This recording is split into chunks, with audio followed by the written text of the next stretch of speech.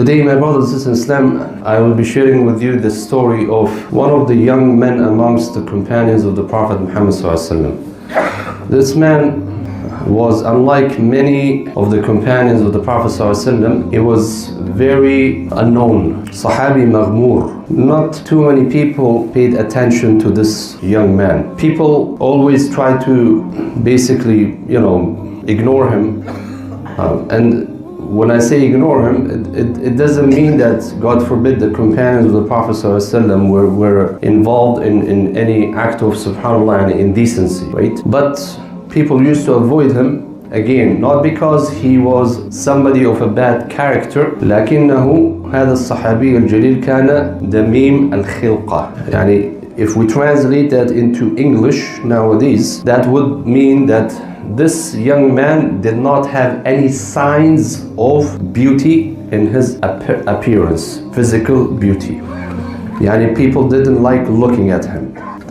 This Sahabi, may Allah subhanahu wa ta'ala be pleased with him, he was in nowadays terms, he was homeless. But he accepted Islam in the early stages. Immediately after the Prophet ﷺ migrated to Medina, he accepted Islam. He was young and he grew up in the homes of the Ansar. So he would sleep one night here and one night here until he became a grown-up young man, a young adult.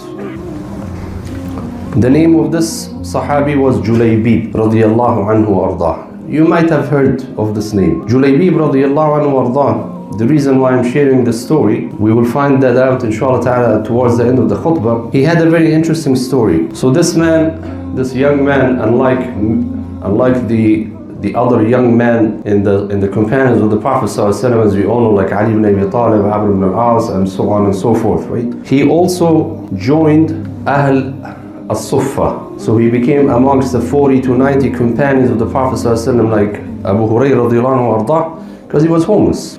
Okay, he did not have, basically, people didn't know where he was from or his background, his lineage. يعني لا نسب ولا مال ولا جاه ولا سلطان ولا جمال. يعني this man, the poor guy, يعني subhanAllah, didn't have it all, as they say. He didn't have it all, right? He didn't have wealth. He did not have a place to live. He was homeless, and he was not from any one of those, big shot tribes, as they say. So he joined the companions who were known as Ahl al-Sufa, who used to basically stay in the masjid of the Prophet ﷺ in Medina. He used to live there. So one day the Prophet Muhammad ﷺ, as he used to always, may Allah subhanahu wa ta'ala send his peace and blessings upon him,